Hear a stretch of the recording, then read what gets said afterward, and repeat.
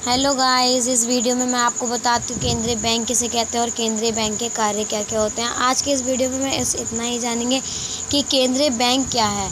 तो देखिए, केंद्रीय बैंक एक सर्वोच्च बैंक है। केंद्रीय बैंक एक सर्वोच्च बैंक है जो देश की संपूर्ण बैंकिंग प्रणाली को नियंत्रित करता है। यानी जो हमारा ये केंद्रीय बैंक है, ये सबसे बड़ा बैंक माना जाता है और जो देश की जो पूरी बैंकिंग प्रणाली, जितने बैंक के भी काम होते हैं, इसको यही नियंत्रित करता है। ठीक है, यह नोट जारी करने की एकमात्र मशीन है। यानी नोट जारी करने का इसी को अधिकार होता है बस, तथा अर्थव्यवस्था में मुद्रा की पूर्ति को नियंत्रित करता है। यानी अर्थव्यवस्था में जो मुद्रा की पूर्ति की जाती है उसको भी यही नियंत्रित करता है। यह सरकार के बैंक कार्य करता है। यानी ये जो बैंक कार्य, जितने भी बैंक के कार्य होते हैं, ये हमारा केंद्रीय बैंक ही करता है, तथा देश में विदेशी मुद्रा के कोषों को व्यवस्थित करता है। ठीक है, और भारतीय रिजर्व बैंक यानी आरबीआई भारत का केंद्रीय बैंक है। इसी को ही भारतीय रिजर्व बैंक कहते हैं, इसी को ही केंद्रीय बैंक कहते हैं और इसी को ही आरबीआई कहते हैं इंग्लिश में, शॉर्ट फॉर्म में।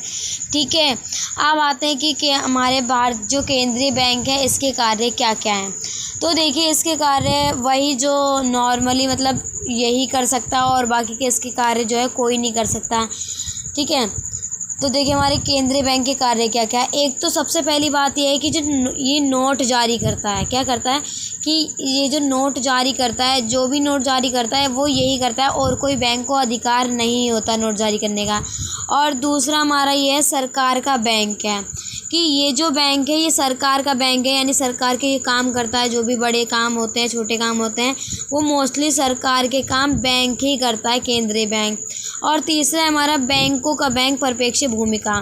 यानी ये बैंकों का बैंक होता है, जैसे वाणिज्यिक बैंक हुई, जो हमारे आसपास के बैंक होते हैं, इनके जितने भी काम होते हैं, जैसे ब्याज देना, इनसे पैसे लेना, अपने पास रखना, ये सारे क्या करता है जो केंद्रीय बैंक है ये काम करता है, इसलिए बैंकों का बैंक कहलाया जाता है। अब देखिए फोर्थ हमारा क्या है, अंतिम ऋणदाता।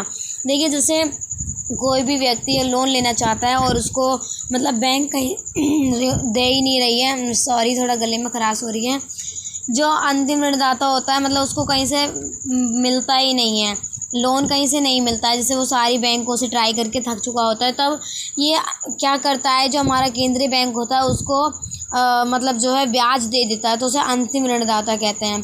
अब पांचवा आता है हमारा विदेशी विनिमय का संरक्षक होता है।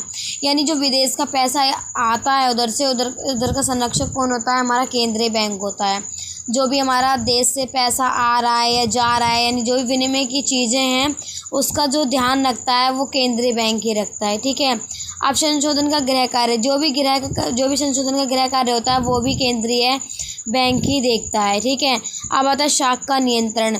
अब जो भी ब्याज दिया जा रहा है लोगों का, कितना दिया जा रहा है, कितना नहीं दिया जा रहा है, कितना टैक्स आ रहा है, कितना टैक्स नहीं आ रहा, उसका नियंत्रण भी हमारा यही रखता है कि कितना ब्याज देना है, कितना पैसा लेना है, इसका नियंत्रण हमारा केंद्रीय बैंक रखता है।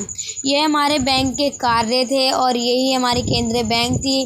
देखिए, अगर समझ लो तो बहुत इजीली, और अगर ना समझ पाओ तो बहुत हार्ड है। बाकी का मुझे इसमें हार्ड कुछ नहीं लगा, मैंने भी खुद पढ़ा था तो समझ में आ गया था। ये 12th क्लास का 6th चैप्टर था हमारा, ठीक है, इकोनॉमिक्स का।